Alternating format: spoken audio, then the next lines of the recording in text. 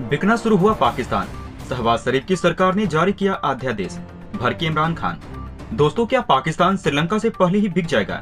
ये सवाल पाकिस्तान के लोग ही शहबाज सरकार के उस फैसले पर उठा रहे हैं जिसमें देश की संपत्तियों को बेचने का अध्यादेश लाया गया है। पाकिस्तान सरकार ने एक अध्यादेश पेश किया है जिसके तहत कोई दूसरा देश पाकिस्तान की संपत्तियों को खरीद सकता है। और रिपोर्ट के मुताबिक संयुक्त अरब अमीरात ने पाकिस्तान की कई सरकारी संपत्तियों को खरीदने की इच्छा जताई है। वहीं पाकिस्तान सरकार के इस फैसले के बाद प्रधानमंत्री शहबाज शरीफ और पूर्व प्रधानमंत्री इमरान खान के बीच ट्विटर वार शुरू हो चुका है। पाकिस्तान की सरकार ने एक ऐसे अध्यादेश को मंजूरी दी है जिसके तहत तमाम नियमों और जांच प्रक्रियाओं को नजरअंदाज करके पाकिस्तान सरकार की प्रॉपर्टी को दूसरे देश खरीद सकते हैं। इस अध्यादेश को प्रधानमंत्री शहबाज शरीफ के साथ साथ उनके कैबिनेट के सभी साथियों ने मंजूरी दी है।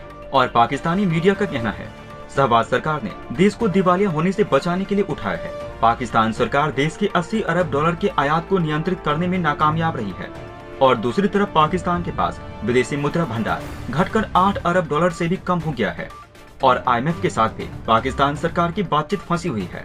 हालांकि शहबाज सरकार के इस अध्यादेश पर अभी तक राष्ट्रपति आरिफ अलवी ने दस्तखत नहीं किए हैं जो इमरान खान के करीबी हैं। लेकिन इस अध्यादेश के मुताबिक पाकिस्तान की जो भी संपत्ति बेची जाएगी, पाकिस्तान की अदालतें उन मामलों का सुनवाई नहीं कर सकती है और उन मामलों को लेकर दायर याचिका पर अदालतों के विचार करने पर भी रोक लगा दी गई है।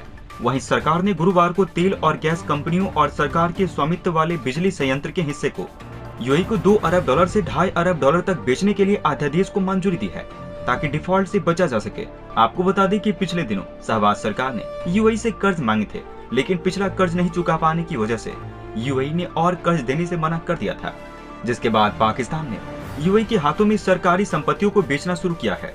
वहीं पाकिस्तान सरकार के इस अध्यादेश के बाद शहबाज शरीफ और इमरान खान के बीच ट्विटर पर वाकई युद्ध शुरू हो गया है और इमरान खान ने शहबाज शरीफ पर जमकर निशाना साधा है।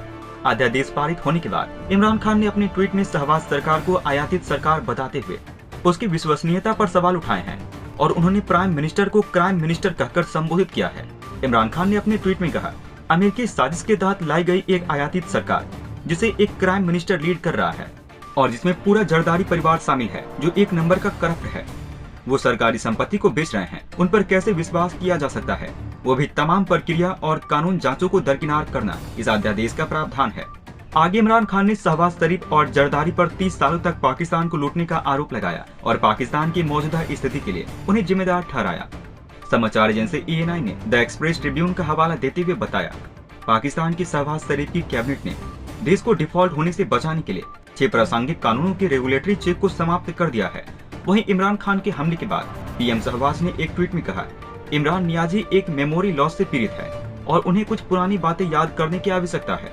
उन्होंने कहा कि एक ट्रांसपेरेंसी इंटरनेशनल की रिपोर्ट के अनुसार उनके शासन के दौरान भ्रष्टाचार बढ़ा था, यहाँ तक कि बड़े घोटालों के अलावा ट्रांसफर और पोस्टिंग भी बिक्री के आधार पर होते थे और दूसरे लोग इसकी कीमत चुका रहे थे और इमरान खान ने ही देश की अर्थव्यवस्था के मैनेजमेंट को खराब कर दिया।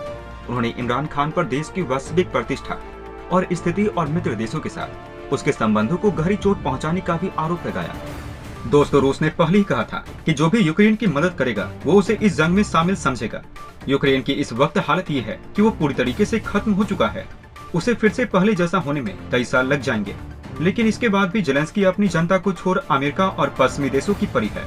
अमेरिका, नाटो और पश्चिमी देश यूक्रेन को पूरी तरीके से मदद कर रहे हैं। ये यूक्रेन के लिए मदद नहीं बल्कि तबाही है, क्योंकि ये जितना मदद करेंगे रूस उतनी ही तेजी से हमला करेगा।